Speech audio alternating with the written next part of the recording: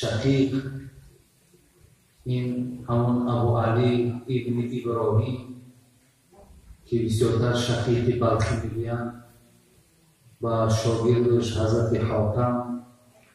من برای شما کمی از آن حاصل آموخته حضرت حاتم از استادش که 30 سال پیش او آموخته بود با شما چیزی گفته گذاشتم، انشاءالله باز یادآور میشم.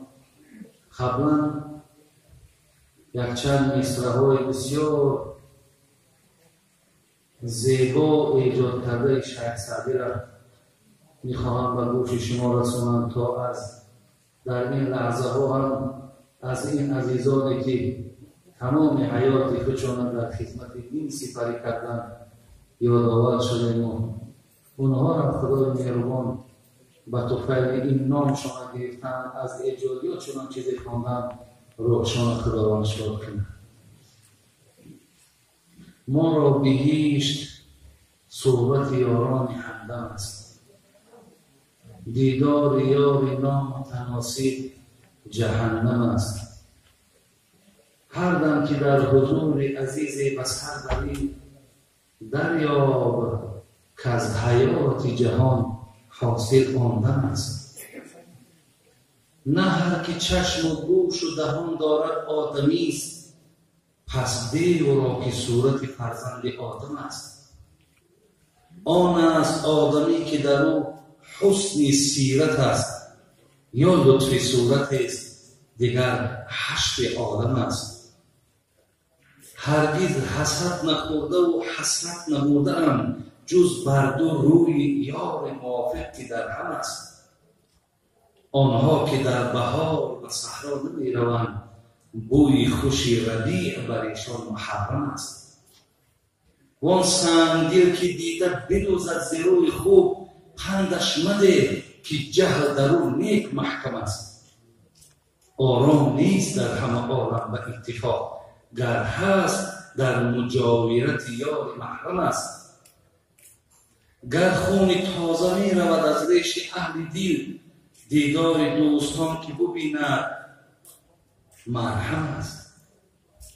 دنیا خوش است، مال عزیز است، تن شریف، لیکن رفیق بر همه چیز مقدم است.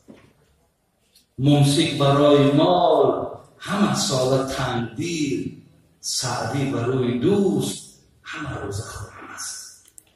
الله مهربان این عزیز خدا را رحمت و مغفرت کنم.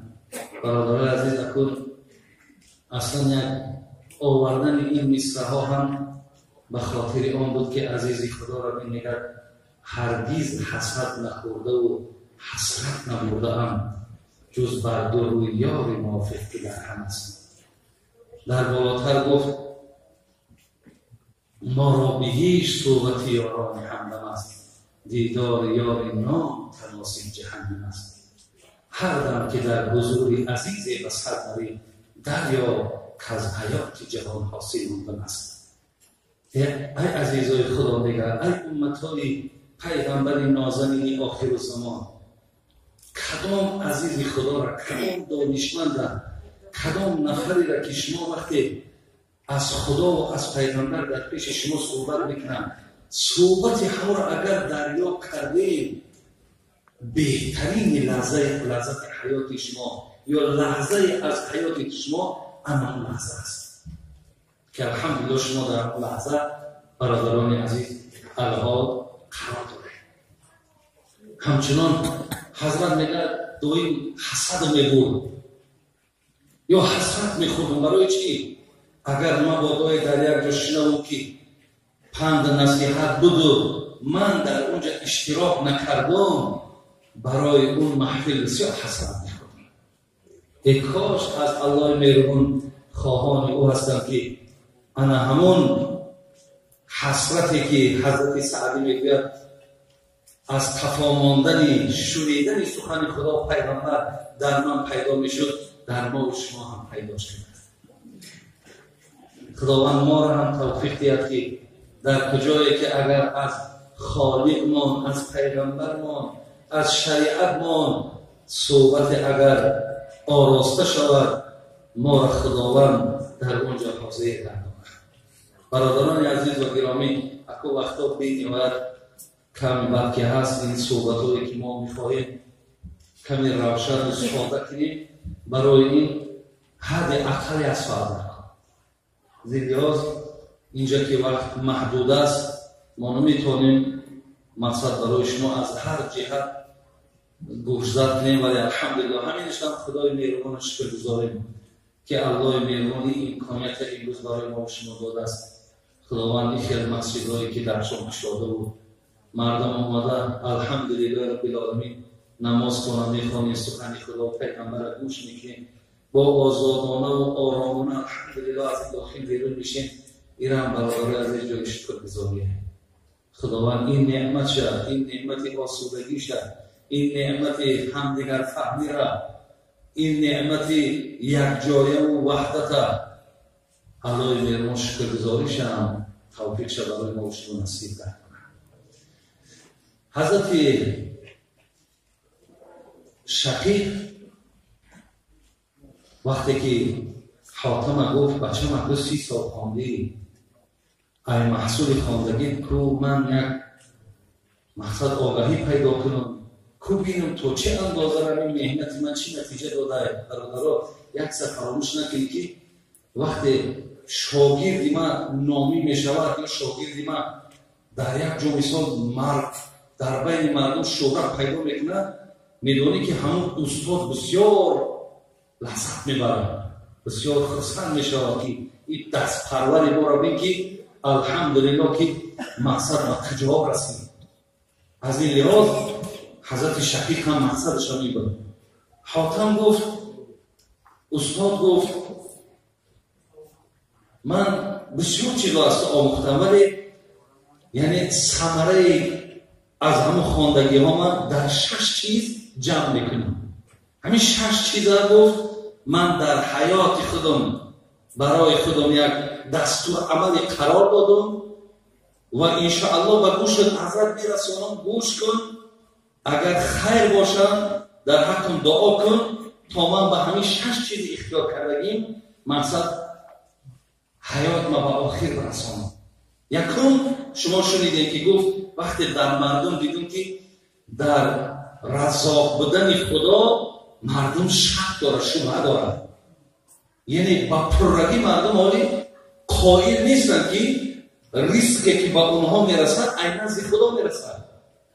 فکر میکنن که از حرکت خودشونه، فکر میکنن که از دوادم خودشونه، فکر میکنن که مقصد از همون دانش و فهمش خودشونه. حالا که نمیدانن که نه، خداوند وقتی انسان 4 ماه در شکم مادر است ریسک او را علت معین میکنه. زندگی‌هاش خداوند خودش رزاق که اعلام کرده است، ما باید دیگر جای ترس نداشته باشیم.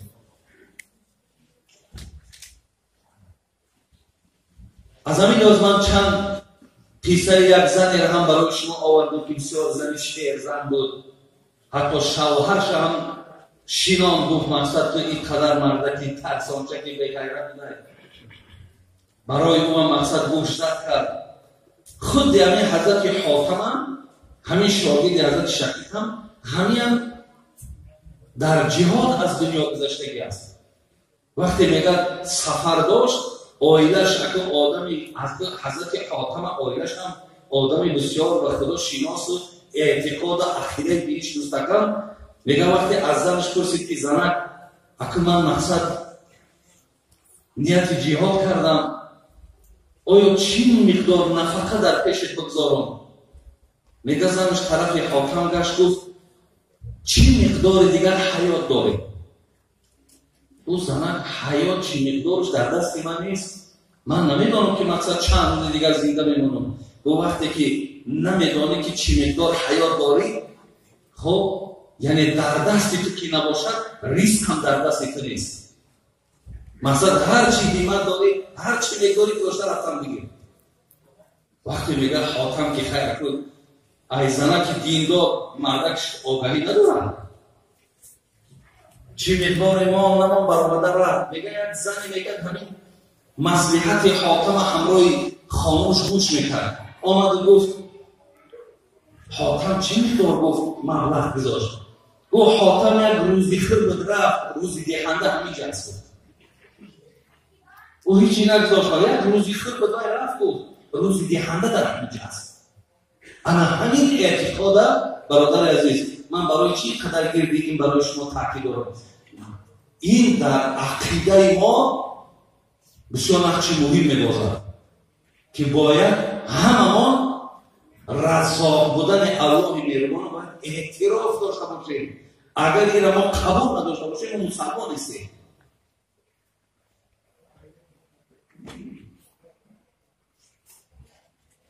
شیخ سعدی میگه ریزق اگرچه بیگمان برسد شرط عقل است جستن از درها، کس به اجل نخواهد بود تو مرا بر دهان اژدها. اگرچند که ریزق بیگمان میرسد معنیش است که شرط عقل همه که تو در پیش باش. یعنی معنی را ندارد که ما یک گوشه را بگیریم بگیم خیلی خدا هر کاری رو که کنه میکند الله میرساند، ولی شرط عقل همه که آدم حرکت کنه. ولی یقین دارد که خداوند فقط حرکت مرا دوست می‌دارد، ریسک علاقه معین خودش بیاره.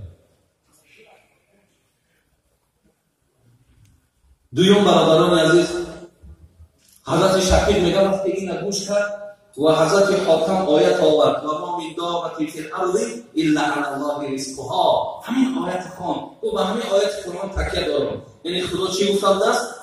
انسان، جن، پرنده، چرنده، هر چیزی است در روی عالم تا زمان حیاتم من رازق اونها هستم، رزق همه هستم. حضرت حاتم با همین آیت برای من کفایت میکند. مقصد من مثل مردم وارد در رزق و روزی ترس ندارم. حضرت شقیق وقتی مگه رشدی گفت آفرین، گفت آفرین، خدا خیرت، بهترین گفت آن چیزی که انتخاب کرد بهترین است.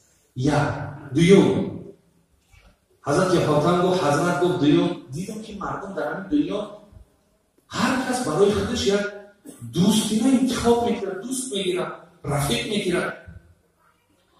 ولی بود در تجربه دیدم که همین دوستو خیانت شو میکنن. میان روز دیگه شد در پیش دوست میگه خدا میبینی که خبر تا کدام دوره دیگه اومد. خدا میگه که مقصد در گفت در چه کدام جای دیگه برآمد. گفت همین احوال دوستا را دیدم، برای خودم عمل صالح را دوست گرفتم.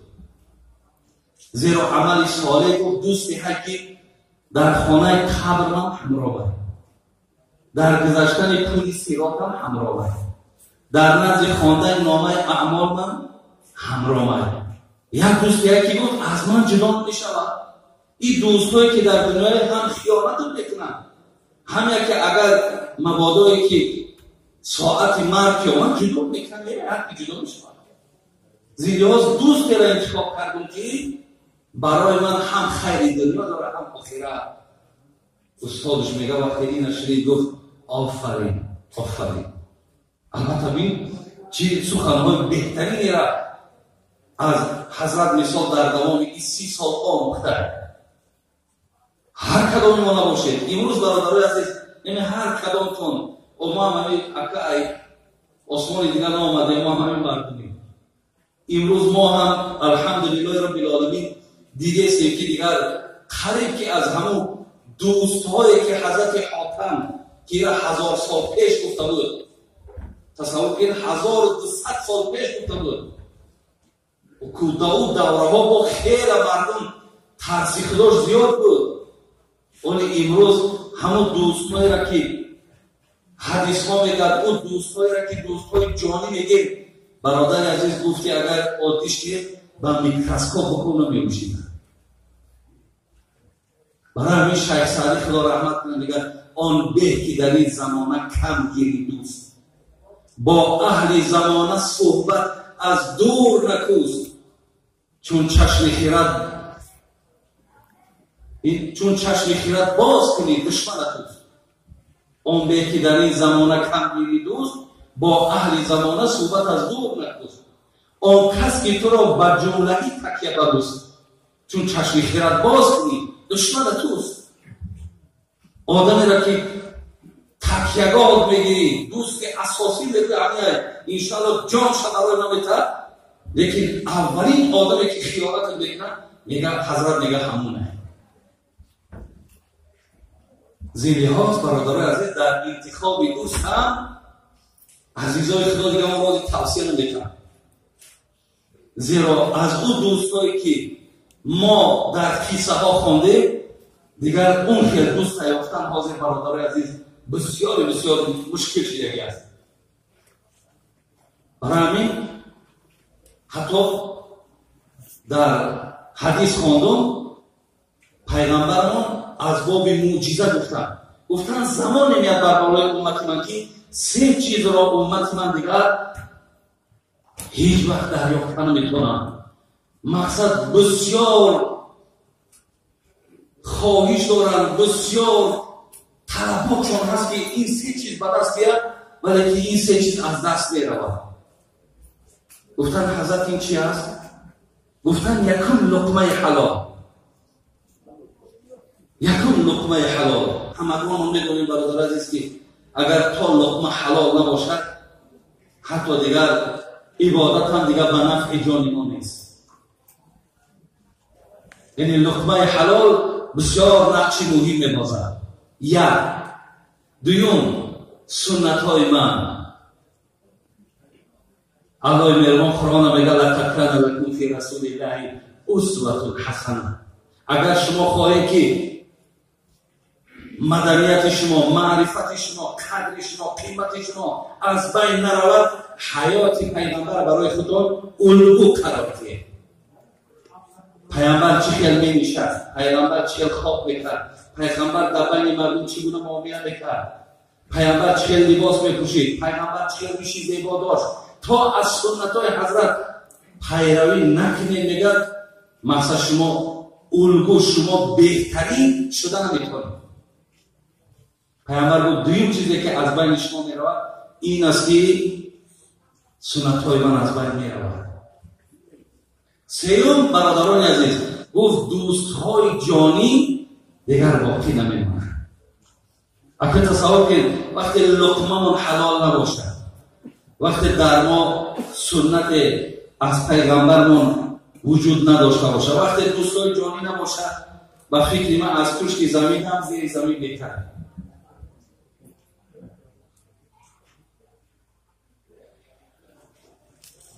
من یه حکایت از دوستای جانی برای شما بیارم.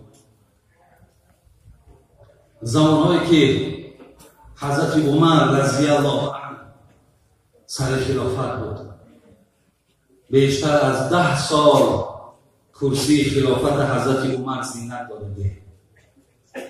بسیار یک خلافت زیبا را سپری کردگی. در زمانهای حضرت عمر برادران عزیز چگونه ممکن بعضیاتون آگاهی داشته باشید، خداوند به دست حضرت عمر 2 تا ایمپریای بزرگترین، یکی ایمپریای فارس، یکی ایمپریای روم، به دست حضرت عمر شکست داده. ایمپریا برادران عزیز چقدر دورهای شوروی 16 تا دولت یک جا بود، یا امروز در امریکا 50 تا شتات هست، همش یک جا. تصور کنید 2 ایمپریا دنیا را در چون تقسیم کردند. هر همین ها را حضرت عمر شکست داده. وقتی که برادرای از گپ درباره دوست جانی میرود، وقتی حضرت به طرف روم که بسیار مسلمان ها را آزار میداد، تهدید میکرد، هر روز همین خوفی مشکلات بالای مسلمان ها که بود، حضرت عمر نقشه کشید که باید که ما مقصد ایمپریای روم از بین بریم. خلاصه تشکیل کرد، سربازاش همه را جمع کرد، روان کرد. در همین برادران عزیز، در همین محاربه که در روم گذشت، در همین محاربه چند نفر از مردم مسلمان اسیر افتادند. اون وقتا برادران عزیز سرداری بگیم ایمپریای روم، خودمون گرکل بگیم، اصلا در کتابا هرقل میگن، همون هرقل بود.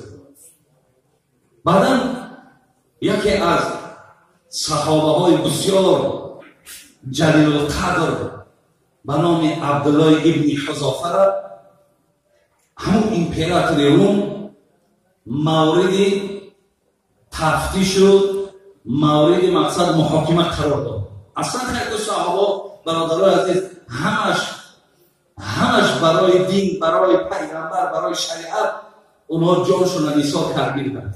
وقتی صلح حدیبیه بود، پیامبر صلی الله علیه و سلم با همراه اصحاب آمدن نزدیک مکه دا خواستند که حج عمره کنند، ولی اون وقت مکه فتح شدگی نبود. نماینده حضرت عثمان را روان کردند که برای خطیشون مقصد یک پیرگوار کنه به اون که ما را اجازت بتن بود روی خونه کعبه عمره آمدیم.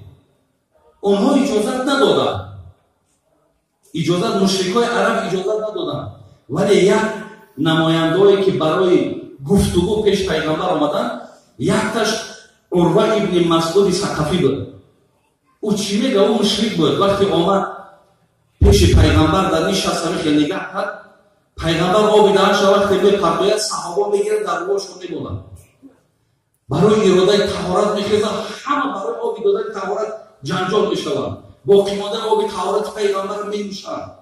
وقتی حضرت گپ میزنن همه سرا را پیش میکنن، میخیزن، مردم میخیزن. این عروه میگه وقتی مکه را او برادران من همین سه پادشاه بزرگترین دنیا در حضورشان بودم، یکی کسرا در ایران، یکی قیصرای روم، یکی نجاشی. من همینها را در حضورشان بودم، لیکن این سربازایی که محمد داره من یک سرباز ندیدم. برای همین پیغمبر همین محمد و پیغمبر نمیگفتن همین محمد چی طلبات داره اجرا کنه، دیگه بعدش همین عروه گذارون که این مکه را فتح میکنه میگه برای عسکر. یعنی وقتی عسکر که جانش برای پیغمبر تیا خدای مهربان همیشه برکتش در وحدت است. زیلهاز این عبدالله ابن حذافه همین مدرسه پیغمبر گذاشته بود. وقتی این بگم قیصر روم گفتش که تو دین نصرانی را قبول میکنی، اگر نکنی اذیتت میتون. نه اول نگو اذیتت میتون، گفت همین دین نصرانی را قبول کن، ای دین محمد بر بگرد، نمی نیمی مال و ملکی که ما در همین روم دارم مقصد در دست دارم همه شا میتونید. اگر خدا پرده کنه برادران در همین دور یکان کسای بستق وارد خدا دونای این مقدسات چی میگن، نیمی دولت شد، نیمی دولت همه برای تو میتون. عبدالله ابن حذافه گفت قیصر روم گفت اگر همه دولت بودی بالای این زم سرزمین عرب در اطاعت بگردانی، من از دین محمد برمیگردم. تصور کنید در برابر یک قیصر روم. بعد از آن گفت اذیتت میتون، گفت هر چی دیرت میخواهد انجام ده. او صلیب تیار کنیم، اما کریستویی که تیار میکنن تیار کردن، میگه حضرت در اما آویزان کردن، دستاش هم یک کردن حضرت عبدالله ابن حذافه و میگه در دست بعضیش نیزه دارن که با نیزه بزنیم. اگر تصور که چی قدر آدم های ولی محبت چیزی که حضرت بلال ای دنیا میگذشت و در گردش اولادش جمع شدن، گفتن وای بلال ای بایم ای بین ما میره و محبوب دل ها میره و کی باشد غدا القا محمد و صحبه میگو ای خدا را شکر که خدا جان ما میگه پگاه با محمد و اصحابش ملاقات میکنه. سکرات مرگ مقصد با دیدار پیغمبر رو بکرد، دیگر مشکلات مرگ نمیفهمه. حضرت عبدالله هم میخه بعدا دید که قیصر روم دید که نه اذیت میاد در راستش میگه قبول میکنی نصرانیت، میگه لا اله الا الله محمد رسول الله. دید که حقیقتا ای سنگیش گذاشت این بسیار مقصد جان فدا هم گفت. اصلا همین بعضی آدمای با کلام سرلشکرها همین جان فدا را با دوست میدارن. بعد گفت پایانش که گفت ای سلیم پایانش کردن آوردن، میگه یک دیگی کلام میگه آب و جوش خوندن که همین بلق آب جوشی نیست.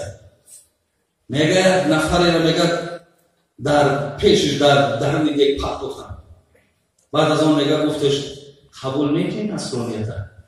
گفت نه قبول نمیکنم، لا اله الا الله محمد رسول الله. او برای نش گفت دیدن قریب دیگه آمدن که حضرت عبدالله گریه کرد میگه قیصر رو خرسند شد، گفت انشاءالله گفت ترس فراش گرفت اگه نصرانیت قبول میکنم. گفت قبول میکنی نصرانیت؟ گفت لا اله الا الله محمد رسول الله. او چرا گریه میکنی؟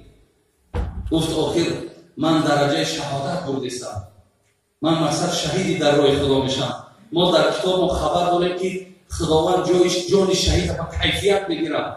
افسوس یک جان دارم، یک کاش 100 جان بداشتم تا گشته و برگشته من جان بدادم، من در همینش گریه دارم. این قیصر ما دیگه شایستنش کم، مقصد این پری سرباز او 100 سال دیگر که اگر تربیه کنه امام کی نباشد و کجای خیر سرباز تربیه میشه. بعد از آن گفت این یک راه دیگه مانده است. بردن در یک خانه مختمش کردن، یک بیوه بیحیای دیگر را پیش سر بودن. گفتن همینجا چی نغمه داری پیش همیده نکنی. دیگر میگه این بیحیا وضع بیحیای ما موزی کشی یک واقعی همین بیحیا آیاتی هم بیحیا را باید میگه پیش سر بودن. میگه هر چنده که میومد این پشتش میومد این پیشش خچه برحنه میکرد، با رقص میکرد، با سرودش میخوان. این همه یک گرد داشت لا اله الا الله محمد رسول الله. این چقدر برای اوی کلمه برادر عزیز کیفیت داره، چه لذت داره. او چی میدونه آخی که مثلا این کلمه برای عبدالله چی لذتی داره. بعد از آن برادرای عزیز پگاشی این به حیا را اداره برآورده. گفت چیه؟ گفت شما من رو نمیدونه پیش آدم روان کردی و پیش ما سنگ. این سنگ بگیدن این نمیفهمه، گفت این نمیبینه. این من یک کلمه داره لا اله الا الله. ای کاش برادرها خدای امروز همه برادرای ما را همین توفیق عطیه که همین بی‌حیایی که در پیش شما بی‌حیایی کنن تا پیشوی برشو را نشان بدن، تا پرشه نشان بدن، تا پاشه نشان بدن، تا در چشم شما ما مثل یک میمون نمایان شود. تا خداوند با توفیل این نگاهی که در چشم شما بسیار بد می‌نمایند، این چشمای شما را آتش جهنم کار ندارد. خدای توفیق بر همه شما نصیب کرد. بعد از آن گفت نشید. گفت این قیصر ایران گفت آخران چیزی که من بگذارم باش 3 روز گرستش مونه. در پیش بردن یک قدر گوشت خوب و یک قدر شراب ماندن. 3 روز حضرت اکبر خداوند که قوت تیا برادر عزیز وقتی پیغمبر رفتن حضرت تو خودت هر روز روزا بگیریم، ما چرا روزا نگیریم؟ گومر خدا میخرانه و نمیشونه. مقصد شما هیچ وقت سرتون به سر من نمونید. یکی خداوند وقتی که بندش در محبوبیتش بگیره خوبش هم میکنه. 3 روز بعد آمدن حضرت میگه در ذکر در عبادت های یگان نه گوشت نه شراب نزدیک شدنی نیست. برآوردش گفت من یک شرط دیگه دارم، اگر همین را به عهده بگیری جان به سلامت نبری، نکردی قتلت بگیرم. تمام. گفت چی داره؟ گفت سری مرا بسر کرد، نه مشرک بدار، نه نجس بود. حضرت گفت که به شرط بوسه میکنم که ها دوستی جانی را به شرط بوسه میکنم که همین برادرای مسلمان همه شا آزاد میکنم. قیصر روم گفت من وعده میتونم که همین برادرات همه شا قطعی جواب میتونم اگر سری مرا بوسه کنم. میگه عبدالله میگه دست شو برد و طرف پروردگار گفت خدایا من ترا شاهد میگم با بزرگی قسم من سر این مشرک این نجس به خاطر آن بوسه میکنم که اولا خاطر تو، دویم خاطر همین برادرای مسلمانی که امروز در اسارتند. ای الله مهربان اگر روز قیامت مرا سوال کنی چرا سر یک مشرک بوسه کردی، من همین کلمه‌ای که اینجا گفتم هنوز در رو برات میگم بدون که دل من همینه، دل من خاطر یک برادرای مسلمانه و الا من هیچ محبوبیت مثل کلمه لا اله الا الله در دل من نیست. میگه آمد و سر میگه همین مشرک بوسه کرد. بعد بوسه کردن برادر عزیز داد میگه همه اسیرها رو گرفت میگه به سوی مدینه آمد. حضرت عمر میگه از احوال همون وقت همش میگه نقطه به نقطه گفت. حضرت عمر برادر عزیز خداوند از ایشان راضی باشد، خدا عمرهای ما را در جامعه زیاد بگرداند. خدا این غیرتی که عمر را داده بود ای الله مهربان بر همین امت امروزه هم غیرت نصیب بگردان. زیرا پیغمبر نازنین ما گفت وقتی من خانه من جنت در آمدم تصویر را دیدم که مقصد از بیرونش درونش از درونش بیرونش میتافت. اینقدر زیبا بود. ولیکن فزکرت و غیرتو عمر غیرتت به یادم آمد درونش در آمد تونست. حضرت گریه کردن گفتن حضرت آیا من از شما دیدم با غیرتون. یعنی یک عمری که برادر عزیز چقدر صاحب غیرت بود. تصور کنید یک آدمی که اگه خیلی دیگر خلافت تا قیامت خدا دانه کسی یاد ندارم. زیرا حضرت طلحه میگه من در راست حضرت عمر یک شب گمانی بد کردم. گفتن چیلی؟ گفتن یک شب دیدم که همین هر شب یک خانه بمان در همین را که اونجا یکون نانی بسکری میخوره یا از اونجا یکون مبلغ میگیره. وقتی که میاد روز شید میرم در جایگاه خواب یک کمپیر نابینا خوابه. تصور که برادر خلیفه مسلمان یک کمپیر نابینا خوابه. میگه قدر پرسیدم یک مرد دو شب روی همه نظارت کرده خانت میآید. نگفتم که عمره، گفتم یک مرد دو شب روی برو خانت میاد مادره تو چی طلب داره او؟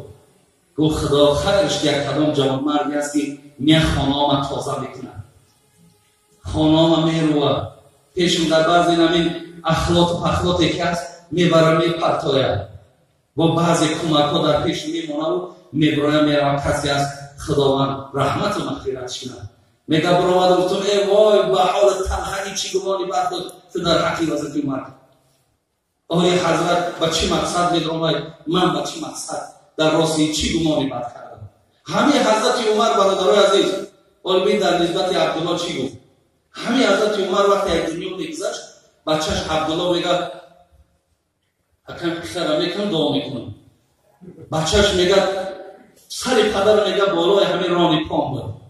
وقتی میگه دمی آخرش فهمید که بازی یک ثانیه مانده است از حیاتم. میگه بچهش گفت که بچه‌م گفت وقتی که مرا از دنیا گذشتم کفن زیبا نکرد با همین کفن‌های بودگی بعد اگر خداوند با من ترحم کند مرا بهترین لباس بپوشاند.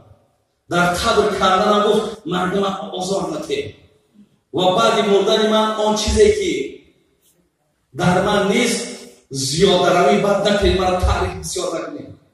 و بعد از اون میگه گفت که روم در زمین بمان. گفتم پدر رو در زمین های آخی بالای دیگر نزدیکی زمین های گفت مادر در اعضا بشین روم در زمین مان. میگه روم در زمین ماند. یک حضرت عمره که در دنیا بشارتی به جنت از پیغمبر گرفته بود. میگه گفت در زمین وقتی ماندش گفت خدایا گفت به حالم رحم کن، خدایا گفت به حالم رحم کن شرمنده ایم گفت خدایا نقصان زیاد دارم کمبود زیاد دارم الله مهربان گفت به من ترحم کن. عبدالله میگه همین سخنها رو من شنیدم. بعد همین میگه جانش الله مهربان ترس کرد. در یک روایت دیگه آمده است که وقتی لحظه آخرش ماند عبدالله بچه‌ش گفت رفت عایشه مادر خود بود که پهلوان که پیغمبر در یک جا هست همونجا کمر را میتونه اونو در حیات به حضرت یک جا بودیم. او خانه حضرت عایشه مادر ما بود که حق در دست حضرت عایشه بود. وقتی عبدالله آمد پرسیدش گفت پدرم همتا میگه گفت که برای خود مانده بودم یکی مادامی که حضرت عمر گفته باشد پیغمبر را در حیات دوست میداشت من برای عمر بخشیدمش. میگه عبدالله بدنی در نامده چند متر مانده است همین دور میپرسد چی گفت؟ گفت اجازه داد الله اکبر. چقدر خرسان شید در حیات هم یک جا بوده حالت مرگم در پهلوی حضرت میخواد. میگه جوش بلند شد وقتی عبدالله کیسه را کرد حضرت جوش بلند شد گفت به گردن همه مسلمان ها واجب شده است که سر عبدالله را بوسه کنند. اولی شده میگه خودش آمد حضرت سر عبدالله را بوسه کرد. بعد از اون میگه جمعی مسلمان آمده بوسه کردن که این برادر عزیز و گرامی حضرت عبدالله از همه مشکلات ها از سر جان میگذرد و برای خاطر دوست ها، برای خاطر بنده‌های خدا که مقصد اینها را کشا معنی کاری که در نزد من عیب ندارد ولی خاطر دوستان خاطر نزدیکان معنی کار انجام میده. این بود برادر عزیز دوستیه که در بین اونها بود فتح داشتن، برکت داشتن، خیر داشتن، پیشروی داشتن، همه کار داشتن. باز ما برای یکدیگر خدا دانای برادری عزیز برای آب یکدیگر را نگه داشتن نه برعکس برای آب او را از بین بردن ما حرکت میکنیم. یک آدم چقدر اگر ما خار و ذلیل بدیم شاید همونقدر برای ما اون روز بهتره که این فراموش نکنیم این از دل سنگ و سیاه و بدبختی تو خبر میده. حضرت مولای رو میگه گل از اندیشه تو گلشن ور بود خاره تو هیمه گلخن چون گلابی بر سر جای برزنن ور تو چون بولی برون بفتن. کسی در راست بندوی خدا نیتی نیک داره مثل میگه گلابه مثل عطره او را باید در پیش برزدن نکن. کسی اگر نیتی بد داره مثل پیشابه مثل میزکه او را دور پرتفتن نکن. الله مهربان عاقبتمون را بخیر کنه، ایمانمون را با سلامت نگه داره، محبوبیت اخلاصمون را به دین خدا زیاد بگردونه و الله مهربان اهل جمعیت ما را هم تا این روزی که از عبادت ما انجام